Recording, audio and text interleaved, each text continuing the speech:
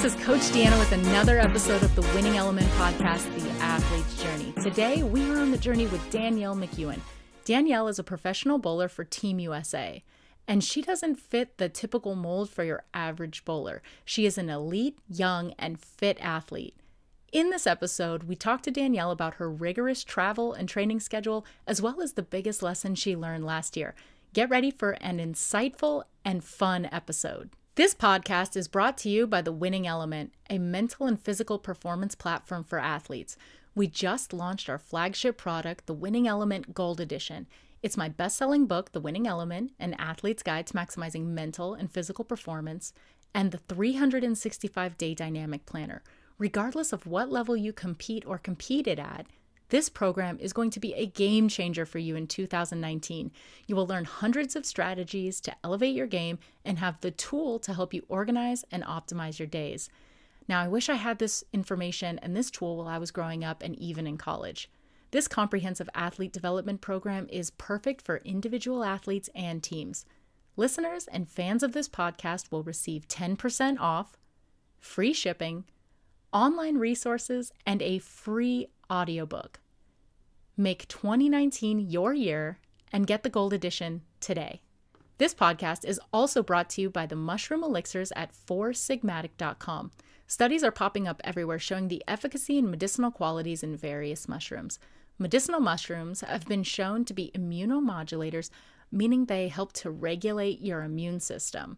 And we're in the part of the year where it's easy to get sick, so make sure and do yourself a solid and make sure you're giving your body the raw materials to defend itself from fatigue and illness. Four Sigmatic makes delicious mushroom coffee, mushroom teas, and even mushroom hot chocolate. Now, I love Four Sigmatic because it tastes great and it's nutritional insurance for my body. And I am telling you, adding mushroom coffee to your morning protein shake is a game changer. It's pretty much the best part of my morning, and I look forward to this every single day. Go over to foursigmatic.com and get 15% off your mushroom elixirs by using the code Deanna. That's DEANNA. As always, you can access show notes, the special offer for the Gold Edition, and our product highlight for this episode at www.bethewinningelement.com/podcast007. I hope you enjoy this episode with Danielle McEwan. Let's go! Please welcome to the Winning Element world traveler and professional bowler, Danielle McEwan. Danielle, how are you and where in the world are you now? I'm great. Thank you for having me. So right now I'm currently traveling to my next tournament. So I just flew from New York to Washington, D.C. So I'm currently in D.C. airport. I have about a 5-hour layover before my next flight to Germany, where I have another layover. And then I'm going to Iceland for the first time. And I'm so excited. You're nuts. I swear, every time I look at your Instagram, you're somewhere different. You know, I was looking at pictures. You were in Italy, Japan, San Francisco. You are a globetrotter, and I love it. Your passport must be overflowing. Yes, it is. And it's so much fun. Bowling has given me this amazing experience to travel the world. And on top of getting to bowl all around, I've gotten to experience being kind of a professional traveler. So that's why you see I'm so many places. I'm not always necessarily bowling there. A lot of them are just like little quick layovers where I kind of pop out and see the country and explore the city and then head back to the airport. Of course. Well, you have to double down on it, right? Like what fun would life be if you were only doing what you were like, oh, I'm scheduled to be here and I'm going to do that. No, I'm going to dip in. It's only, in Europe and a lot of places in the world, like you can jump over to other countries very quickly, right? Yes, absolutely. And I've actually discovered that through traveling and having to book all, flights and hotels and everything for bowling, that a lot of times if you fly into one city and out of another, it's even cheaper. So that's kind of my new little trick, that I'll fly into the city I'm competing in and out of another. And I have plenty of miles to help me get to that city on one little one-way hop. So it's fun. Wow. Okay. So you're going to Iceland. What's the weather like right now? And what are you most excited about this trip? I'm most Other than bowling. Yeah, other than bowling. I'm very excited for bowling. I've never bowled in Iceland. I don't really know that many bowlers in Iceland, so I'm definitely very excited to get to meet all of them and experience their culture and how they do things there. It's a country I've never been to, so I get to cross another one off my list. I have a little scratch-off map at home, so when I get home, I get to scratch it off. So excited for that. But as far as the weather goes, I think it's a little bit warmer than here right now because we're kind of going through this really cold spell all across the That country. sounds So awful. it was really cold in New York when I left, and it's pretty cold when I got off the plane here. So I think it actually might be warmer there than here. Wow. I'm excited to see pictures. I'm excited to hear where you go next. So from Iceland, are you doing one of those like pop off trips where you do cross off a couple more, or is it just business in Iceland? Is it just bowling business? So when we get there, we go right into bowling. I land, I get to sleep, thankfully, and then I get right up the next day and I start competing. We're also doing a couple little clinics while I'm over there. And then my friend that's traveling with me, my roommate, for almost all my stuff that I bowl, we decided to stay an extra like 2 to 3 days just to Yes. experience and do everything. So we'll get to have a little vacation time after.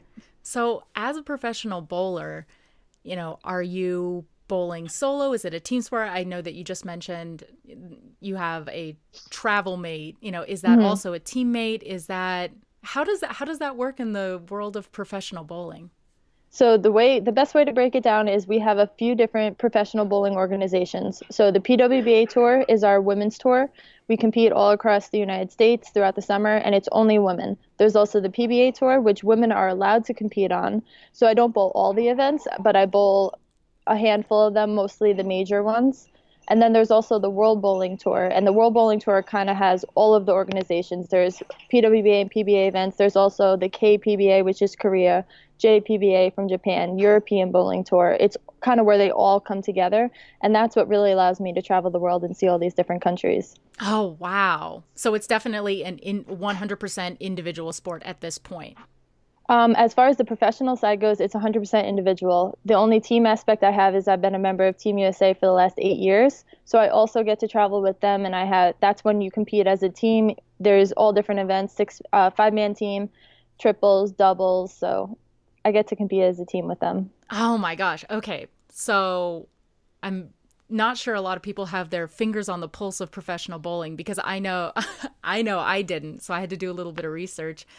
So now that we know a little bit more about the world of professional bowling, you said Team USA. So is bowling an Olympic event?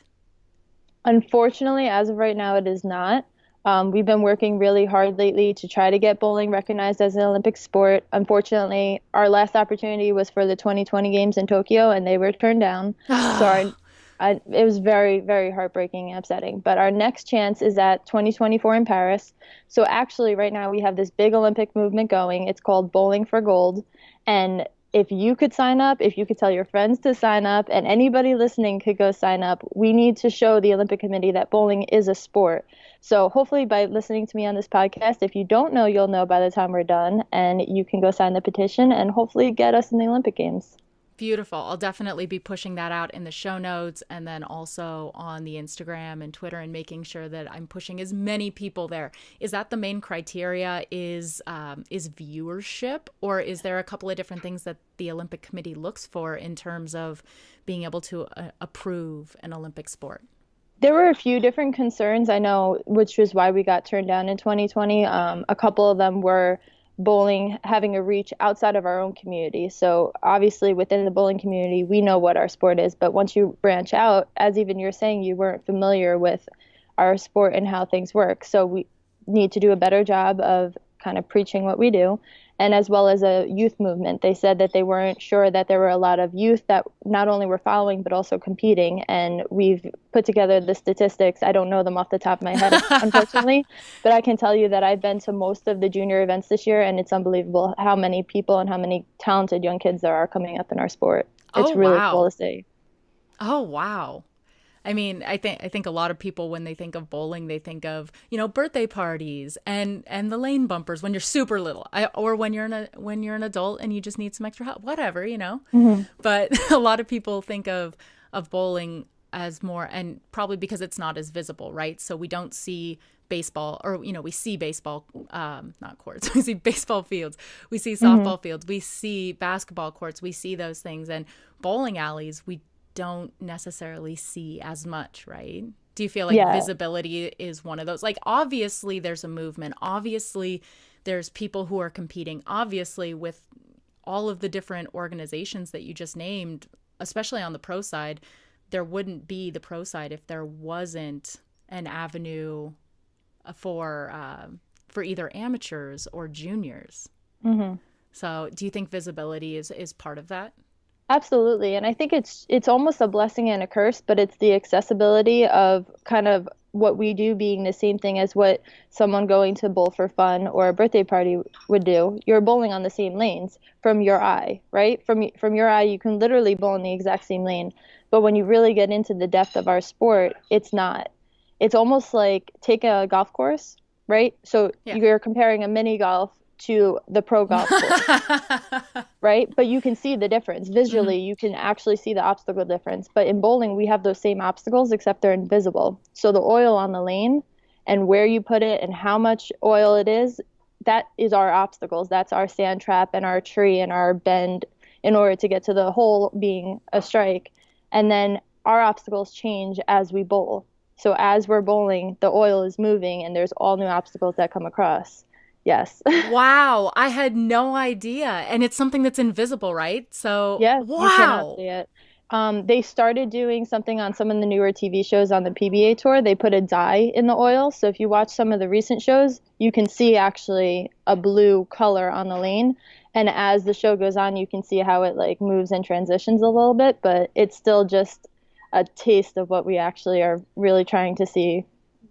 Wow. Yes. I had no idea that this was so complex. I mean, I understand that there's unseen complexities in every sport, but I had no idea that it was oil on a lane. Or I would even imagine like the wood, right? Like if there's dips, and obviously if it's a pro lane, then they probably do a better job maintaining it, but you just never know until you get there, right?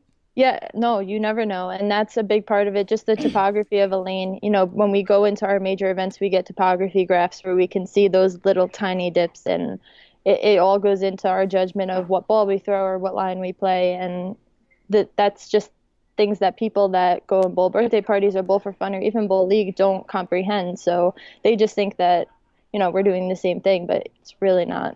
Wow. Okay, so weird question. Is there a home court or a home lane advantage with bowling? And if there is, where do you consider your home lane advantage?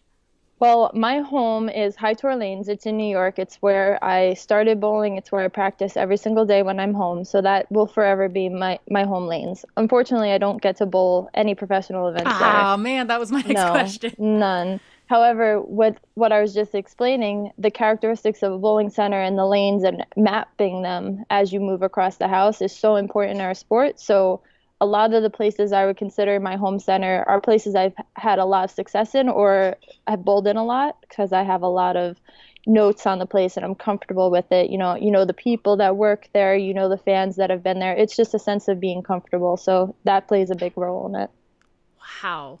So most athletes have rituals or even superstitions that help to anchor them into the present moment and give their mind kind of that focus point. So in a sport where there are a ton of variables in professional bowling and everything's dynamic and is always changing, how do you settle in and make any lane your lane?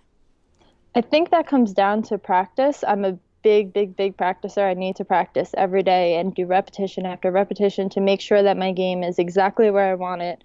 And then when I get out and compete, all those variables are constantly trying to affect that. But the only thing that I can do is focus on what I can control, which is me to the line and the decisions that I make and then owning them. So whenever I get into a tough situation or I need a shot to win or the lane conditions are really hard, I try to just take a step back and focus on just what I can control, what I've done a million times on lane 1 at High Tor Lanes, and it's no different.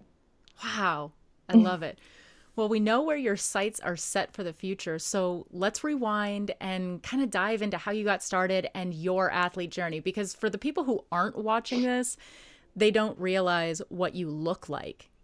And we'll dive into that in a little while, but let's just go with your athlete journey for now, and then we'll dive into the fun stuff later. So my story on how I got involved in bowling is very different than what you would expect and what most people at a professional level in any sport would say. Um, I, my stepfather and his family have the local bowling center.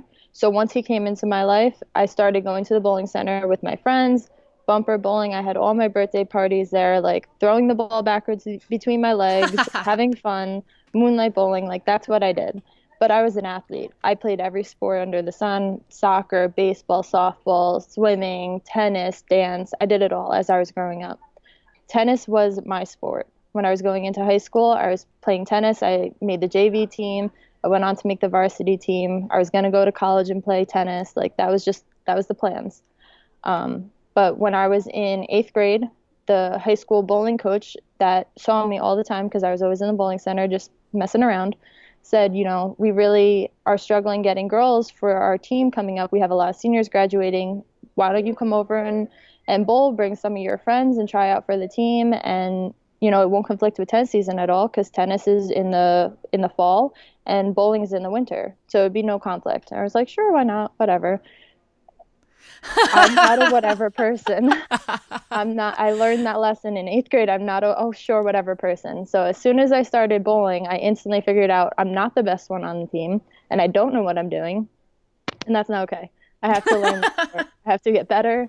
So I started reaching out for help and my stepfather taught me all the basics. He drilled all my equipment. I was there every day practicing.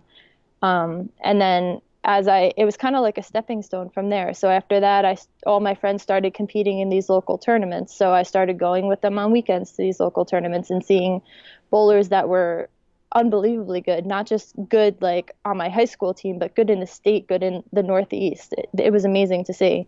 And I started doing research on them. And I remember the turning point was when I did research on a couple of the bowlers that I saw at the tournament, and I saw that they just competed representing Team USA at a World Youth Championship.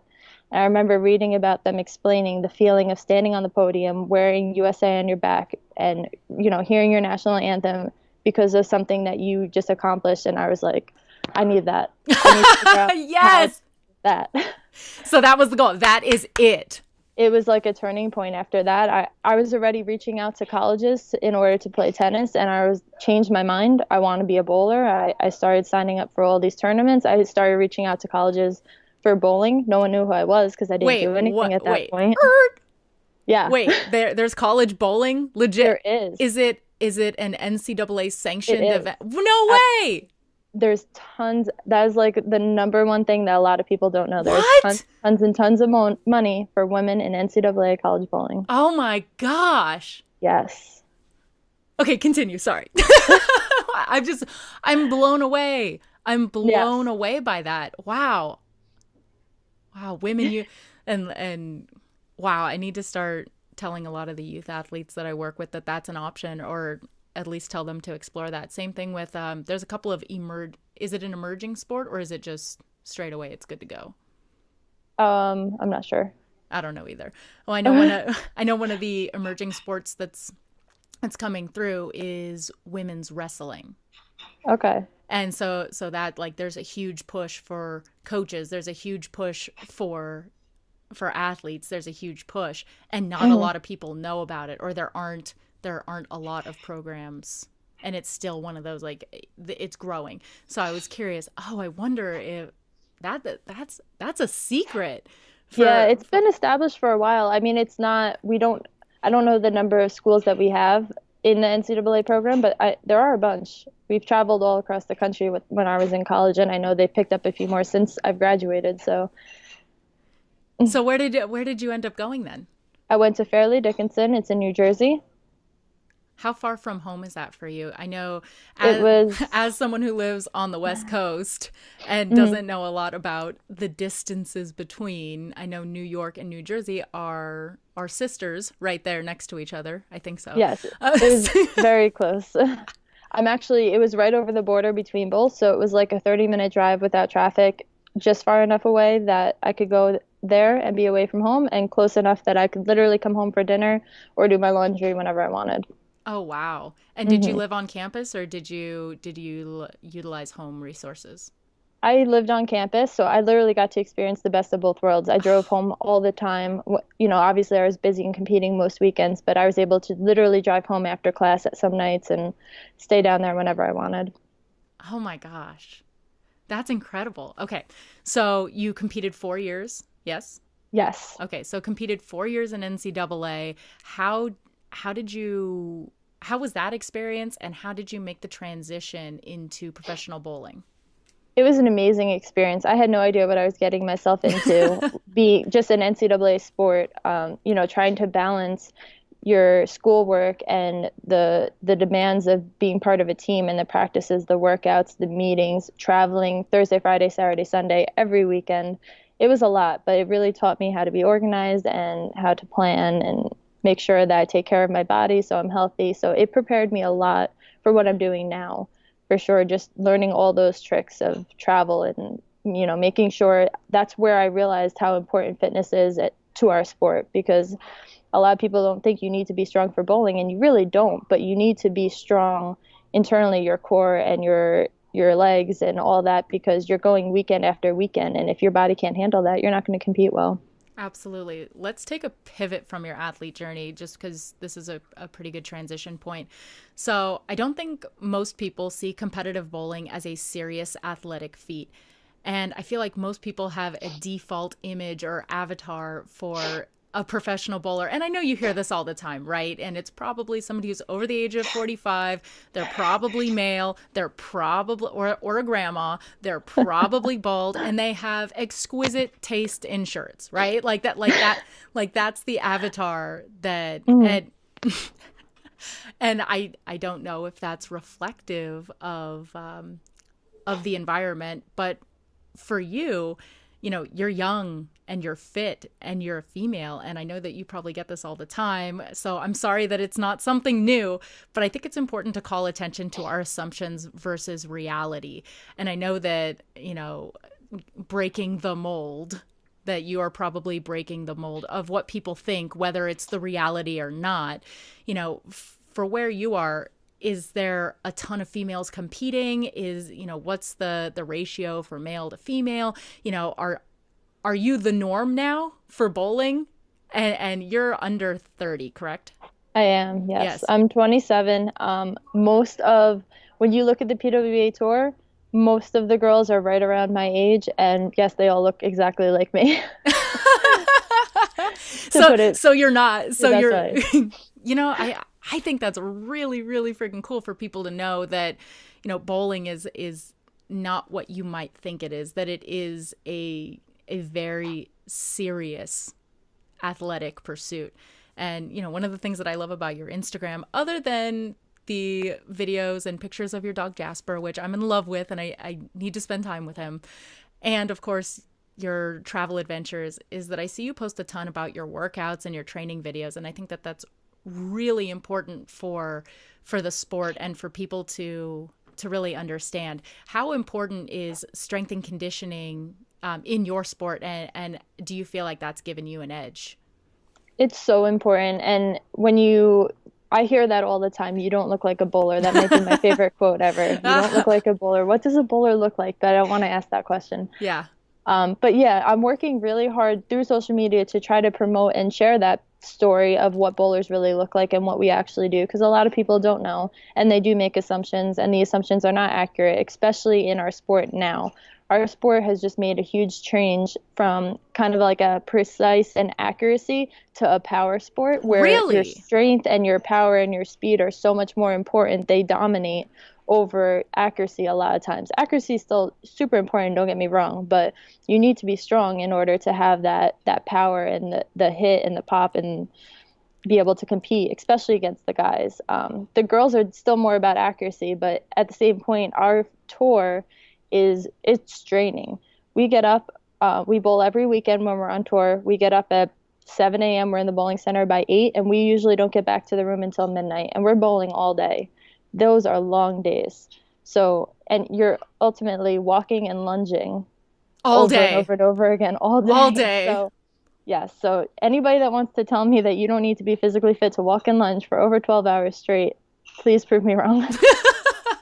So, oh my gosh, I guess I never thought about it like that. That the competition is so long.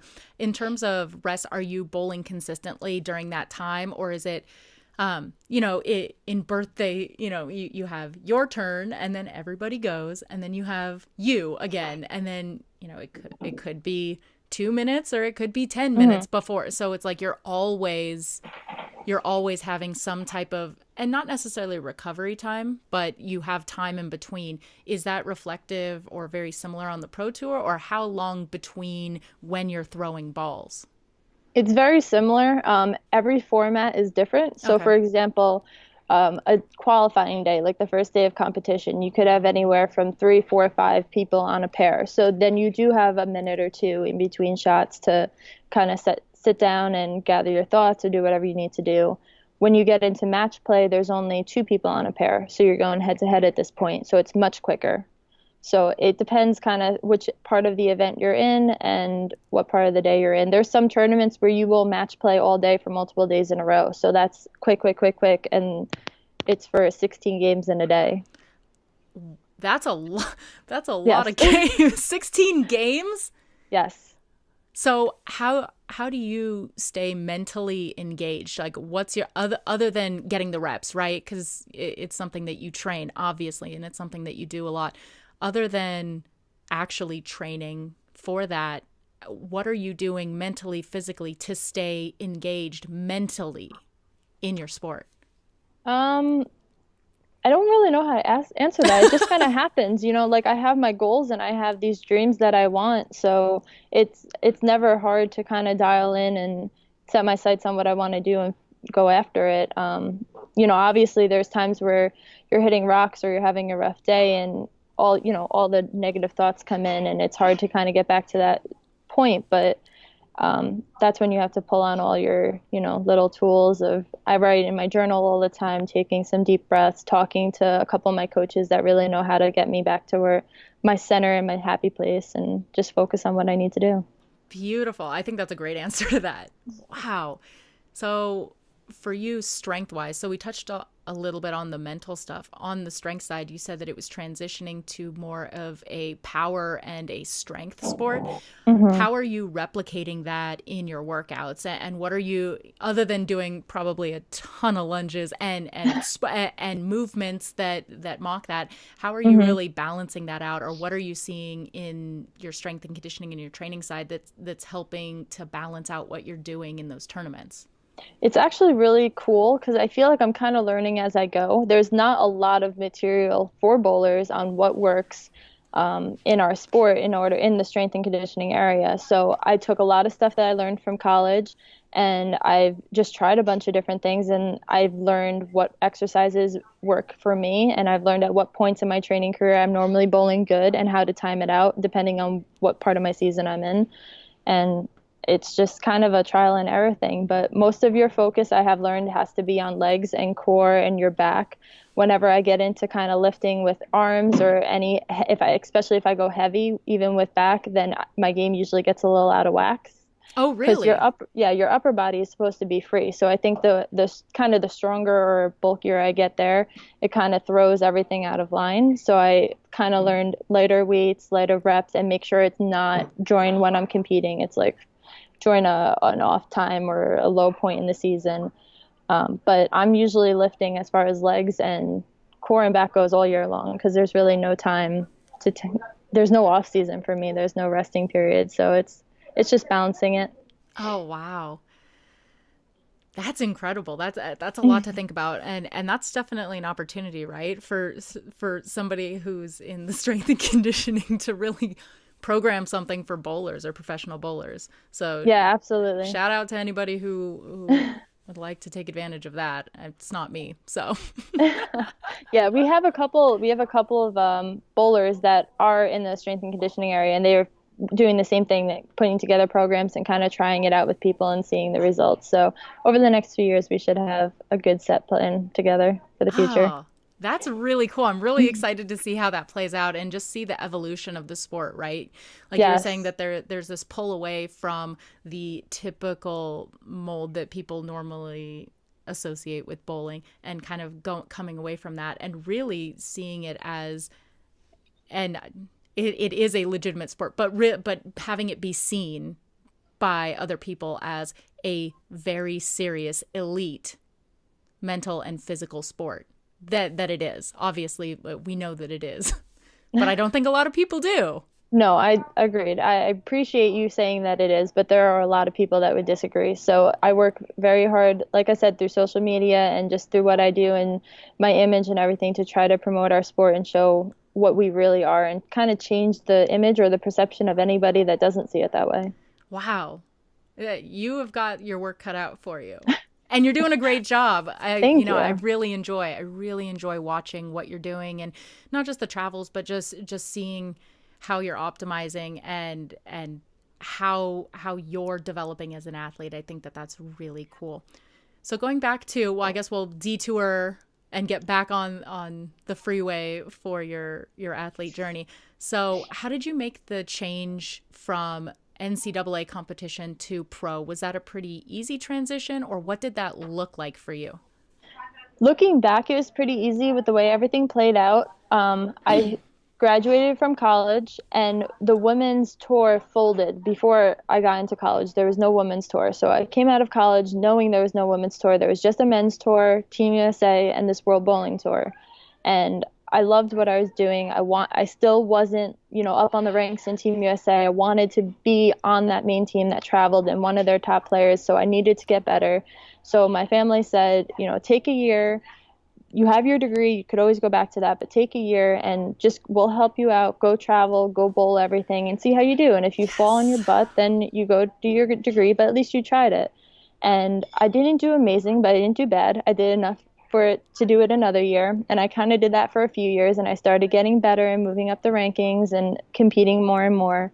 And then all of a sudden one day I was practicing, I sat down to take a break, and I went on Facebook and saw PWBA is coming back. Big article that they relaunched the tour, and we were going to have an actual women's tour that I can compete in. And from that moment on, I was like, this is my career, this is what I'm doing, and it's just, I've run with it ever since. Wow.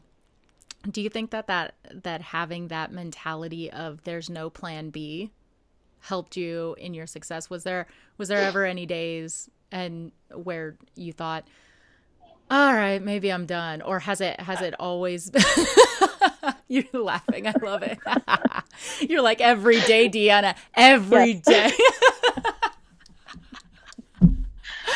I like to pretend I'm mentally tough, but I think you're probably more mentally tough than you believe, right? Like, it's like those things like they creep in for everybody, but it's like going back to like, nope, this is what I'm doing.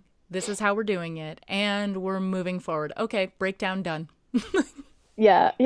I wish if it only went that easy and that quick, that would be nice. But yes, unfortunately, and that's the fun thing to talk. I love talking about that to kids or people that are in other sports, just because we are human. And a lot of people think that it's just like a walk in the park and I just woke up good one day and I'm always bowl good, because obviously I'm not posting about the times when I'm completely defeated and losing or shooting my lowest games. Like, you know, people only see the highlighted videos and stuff like that. So everyone thinks it's fantastic, but there are definitely times where I'm like, why am I doing this? Like, what am I doing? Face down on the wood. Yeah. Unfortunately, those demons pop in every once in a while, but I remind myself why I'm doing it, and they go away eventually. I'm right there with you. I had a couple of those moments this last year. So for me, I've been pushing towards building this company, building the book and the planner and the platform, right? So I've been building the platform it's going on 6 years. Yeah. And I've been solo for this time. And so it's up to me. Like, I have to carry the weight. I have to push it forward. Nothing goes forward without me. Like, this is nothing moves unless I move. Yeah. So for the first couple of years, you know, it was a dibble dabble kind of a situation where Like I wasn't necessarily, I was like, I wouldn't tell people what I wanted to do. Only people who I really trusted. I was like, well, I have this idea and I think I want to kind of do something like this. And I work with athletes and mental and physical performance and, some stuff like this. And, I'll probably write a book, like the vision wasn't as clear. And I remember days that, I'd be trying to figure out what I was going to do or how I was going to do it. And I would do one of those like, God, please give me a sign that I'm on the right path, that I'm doing the right thing. And I swear, every single time that I asked the question, within 24 hours, there was something. There was either a Twitter message from a youth athlete or an Instagram message, or there was a connection with a professional athlete, or there was some type of thing that came into my life that said, no, you have to keep going. That's awesome. And since around the 3.5-year mark, I've never asked again. But it doesn't mean that there hasn't been, hard times and even getting to the point with launching the book. Like launching a book is a mission. It's a mother effing mission to be like, that's what it is. It is not an easy thing to do, to write, edit, design, to launch, to get testimonials, to work with professional athletes, to build, like it's a very hard thing to do. And, I had a time frame that I wanted and needed to do it in, and I wasn't sure if I could hit it. And it was a very lofty goal, but I hunkered down and I did it. Would I have changed some things? Heck yes, I would. Would I have done things differently? Heck yes, I would. Would I change it? Absolutely not. Right. Like it was part of the experience, but there was a portion here recently. It was like over the holiday break where it was like, there was so much weight of like, why? It's like I just finished the longest marathon ever, and then I get to, right? Like I get to run another marathon and I hadn't recovered from the other marathon I ran.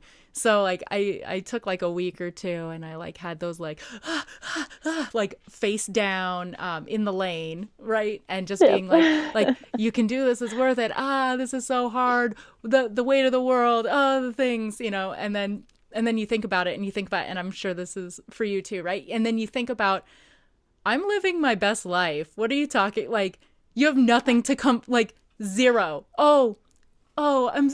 You have a best-selling book. Oh, poor you. Like, like, you launched a book.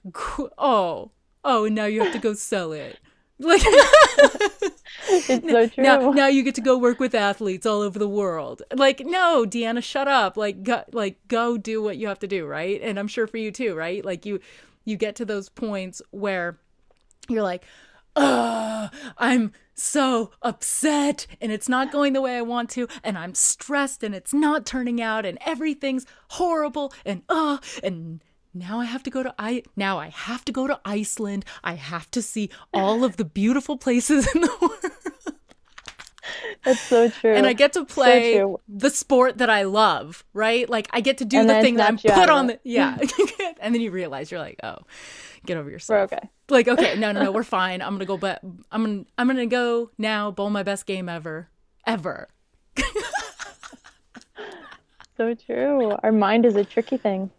Oh, it is. And, I think it's really cool that you share about like the shadows, right? Like you share about those hard times because people don't see it. And when you are in the public eye or when you have these things, people, and especially youth athletes, they just don't see it. And same thing with me. Like the people who are close to me, I've told that story to, and they got to see it.